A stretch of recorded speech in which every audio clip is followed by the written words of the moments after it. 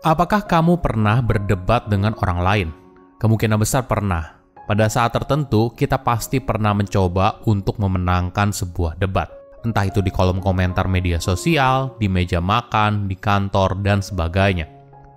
Manusia sepertinya tidak bisa lepas dari dorongan, kebutuhan, dan keinginan untuk berdebat.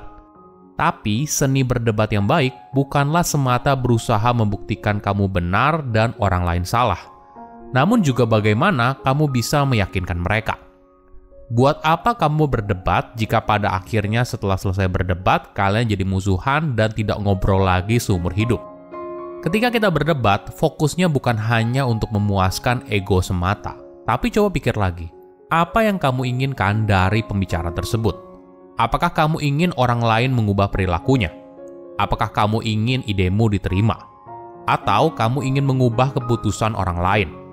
Menariknya, orang yang jago debat atau bisa memenangkan sebuah argumen bukanlah orang yang pandai bicara, tapi dia merupakan orang yang jago mendengar. Dia bisa menggugah perasaan orang lain, sehingga apa yang disampaikan bisa menyentuh hati mereka dan pada akhirnya membuat mereka memahami sudut pandang yang disampaikan. Halo semuanya, nama saya Michael, selamat datang di channel saya, Sikutu Buku. Kali ini saya akan bahas bagaimana cara untuk memenangkan sebuah argumen. Ini merupakan rangkuman dari video TED Talk Neil Katyal yang berjudul How to Win an Argument at the US Supreme Court or Anywhere dan diolah dari berbagai sumber. Bagaimana cara kamu membujuk orang lain? Mungkin secara umum kita diajarkan untuk berbicara dengan penuh keyakinan. Tapi bagaimana kalau itu salah? Bagaimana kalau kepercayaan diri justru adalah musuh dari seni membujuk orang lain? Seni membujuk pada dasarnya adalah soal empati. Bagaimana kita bisa masuk ke dalam isi kepala orang lain? Ini yang membuat kamu mendengarkan informasi ini atau membaca sebuah artikel dan sebagainya. Neil bercerita saat dirinya berjuang untuk memenangkan sebuah kasus hukum di Mahkamah Agung Amerika Serikat. Di awal sesi latihan, Neil pergi ke Harvard dan bertemu dengan para profesor hebat untuk berdiskusi. Meskipun dia sudah membaca sebuah materi yang dibutuhkan, berlatihnya terus-menerus, tapi dia merasa ada yang mengganjal. Argumen yang dia sampaikan tidak menyentuh hati orang lain. Ini yang kadang dilupakan. Kadang ketika bicara soal membujuk, kita hanya fokus pada fakta dan data. Padahal kita lupa, manusia itu pada dasarnya makhluk emosional. Yang mendorong kita bukanlah fakta semata, tapi lebih apa yang kita rasakan. Kembali ke cerita Neil. Jadi ketika dia putus asa, secara tidak sengaja dia bertemu dengan seorang pelatih akting. Dia bahkan bukan seorang pengacara. Ketika mereka mengobrol, pelatih akting itu sadar kalau Neil masih kurang yakin atas argumen yang dibuatnya. Jadi mereka mulai berlatih simulasi bagaimana Neil mempresentasikan kasusnya di depan Mahkamah Agung. Namun, ketika Neil berusaha mengambil dokumen legalnya, pelatih aktingnya lalu tanya, "Kamu ngapain?" Neil lalu menjawab, "Saya ingin mengambil dokumen itu karena semua argumen saya ada di sana." Namun pelatihnya bilang, "Neil, tatap mata saya dan katakan argumenmu." Ketika Neil melakukannya, dia baru sadar kalau apa yang disampaikan baru menyentuh orang lain ketika adanya kontak mata. Di sana terbentuk koneksi emosional.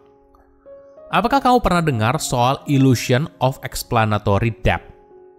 Jadi, illusion of explanatory depth menggambarkan kalau kita percaya kita lebih tahu soal sebuah topik daripada kenyataannya. Namun, ketika kita justru diminta untuk menjelaskan, kita kesulitan dan menyadari betapa dangkalnya pengetahuan kita soal topik tersebut. Ada contoh yang menarik.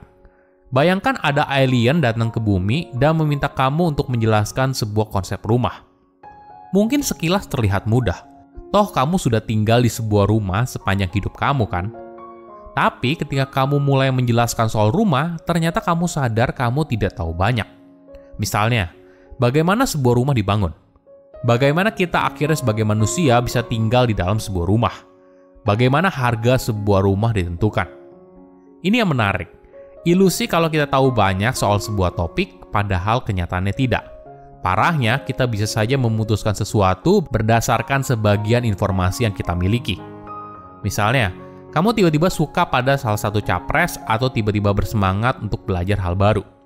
Ketika ditanya, apa yang kamu suka dari capres itu? Apa keunggulan dari capres itu? Bagaimana capres tersebut bisa membawa perubahan yang lebih baik? Mungkin kita kesulitan untuk menjawabnya, karena selama ini keputusan kita mendukung capres tertentu mungkin mayoritas didukung oleh perasaan semata. Ada beberapa cara yang bisa kamu coba ketika berdebat dengan seorang. Pertama, tanyakan bagaimana, bukan kenapa. Ketika kita bertanya kenapa, hal ini seringkali membuat seorang jadi defensif. Misalnya kita tanya, kenapa kamu berpikir seperti itu? Kenapa kamu kok ngefans banget sama capres A? Pertanyaan ini justru terasa seperti tantangan atas keyakinan atau tindakan yang sudah diambil. Namun ketika kita tanya bagaimana, kita memaksa mereka untuk menjelaskan secara lebih detail. Misalnya, bisakah kamu jelaskan program apa yang kamu sukai dari capres A? Pendekatan ini mengundang orang lain untuk menyelami proses berpikirnya. Alhasil, ketika menjelaskan, mereka jadi sadar kalau ternyata pengetahuan mereka tentang apa yang sangat mereka yakini ternyata tidak sedalam itu loh. Jadi perlahan-lahan sikap mereka menjadi mulai melunak dan melihat sesuatu dengan kacamata yang lebih objektif. Kedua, isi gap pengetahuan mereka dengan cerita yang meyakinkan. Jika kamu mencoba menghilangkan prasangka suatu kebohongan tertentu, misalnya seperti teori konspirasi atau berita palsu, maka pastikan penjelasan yang kamu berikan adalah sebuah narasi yang meyakinkan dan sesuai dengan cerita yang sudah ada di kepala orang lain. Ada eksperimen yang menarik. Jadi, para responden membaca sebuah cerita tentang seorang politikus fiktif yang dituduh melakukan korupsi, yang kemudian mengundurkan diri dari jabatan publiknya.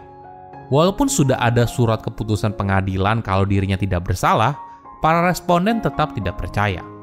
Tapi ketika si peneliti memberikan penjelasan alternatif soal alasan dia mengundurkan diri adalah karena si politikus mendapatkan jabatan yang lain, maka mayoritas responden mengubah pemikirannya. Sama halnya dalam sebuah sidang pembunuhan. Masyarakat akan lebih mungkin menerima kalau tersangka tidak bersalah apabila ada tersangka lain yang muncul. Karena hal ini menjawab pertanyaan dasar seseorang. Siapa sih yang sebenarnya membunuh si korban? Ketiga, bersikap sopan dan baik. Secara umum, seseorang akan lebih rasional dan mengakui batasan dirinya apabila pendekatan dilakukan dengan penuh rasa hormat dan empati.